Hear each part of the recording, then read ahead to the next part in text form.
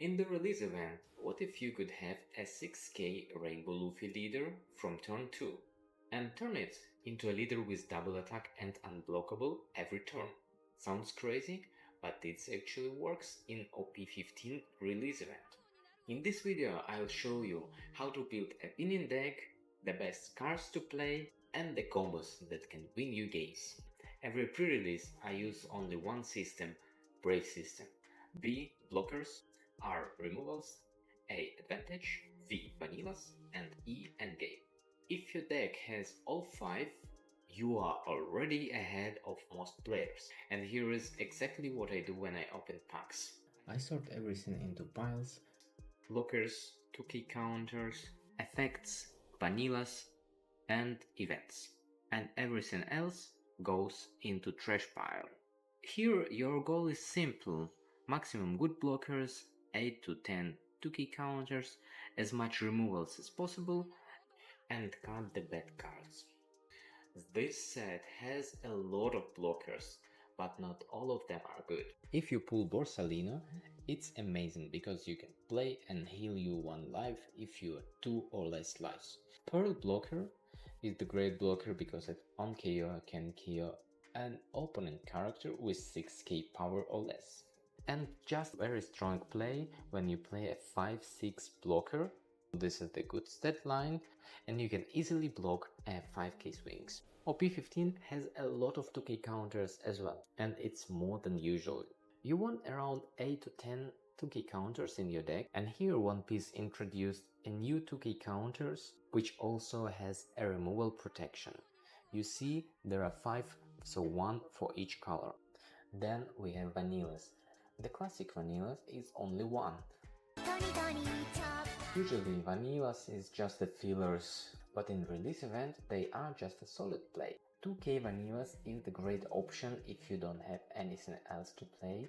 Vanillas plus cards, this is the same stat line but with an extra effect. And for sure you want to play this card. 4-cost Zoro, which can heal you alive when you trash 1 card from your hand.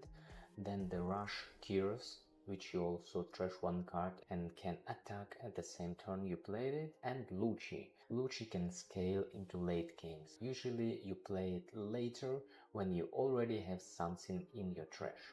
And now let's have a look at removals, or how you can control the game. We can freeze our opponent's character, prevent them from being rested or being able to attack. We can also rest the characters and attack into them. We can debuff or just the pure KO effects. The top tier removals in this set, it will be 6-cost 8k power Ryuma, which on play and when attacking you can KO a rested 4-cost. Then big yellow KO event, when you can make a huge tempo by removing a 6-cost and a 5-cost characters from the field. And a new SR Brook, which can rest a character, you can attack into it, and you can attack with the other characters twice.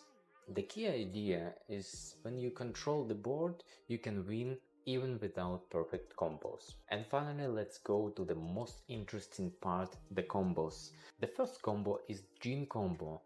In 1 turn you can play 2 bodies, 6-cost and 5-cost, and it perfectly works with a lot of targets in this set. You can play even a secret Luffy from your hand. Actually, this is the most strongest combo in this set. Then we have a Nami combo. With Nami you can play a 7-cost or less Straw Hat character from your trash, so you have also plenty of target for this combo. It can be a vanilla, it can be even a 7-cost Luffy or Rush Luffy secret rare. It's also a very strong combo because you can give rush to that character you play from your trash. But you need to have your trash set up for this combo. At least having a 1 target in your trash is enough. The third combo is Sabo combo. You play a 7-cost 9k power blocker and immediately you can activate a Dressrosa event from your hand. The perfect target for this is the 7-cost events from Dressrosa, where you can buff your leader for 3k and then debuff the opponent's character for 8k. If you trash 2 cards you can even KO a 0 power character, but usually you just reduce the power of the opponent's character and then swing into it. And at a summary for this pre-release event, I'll give you some tips. So usually you want to go second to draw an extra card which gives you more options to play, but you need to know what's in your deck exactly.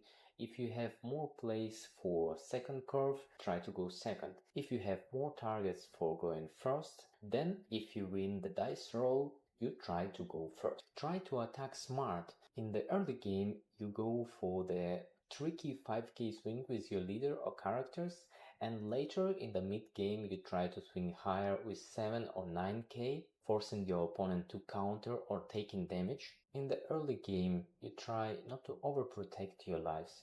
You rather take damage and then have more options to play or protect your life later than overprotect it first and then having less cards in your hand. The board control is very important in release event.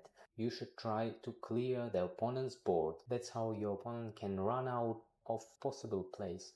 Try to stabilize around 1 life and be aware of possible unblockable attacks. And actually this is everything you need to know about the OP15 pre-release event. You will be already ahead of the most players at your event. Go and win that winner card. Bye bye! ここでたらスーパースター僕はドクタートニトニチョッパー喋ると仲いいくるくるめ僕はドクタートニトニチョッパー逃げると仲いいチャラッピマイフレン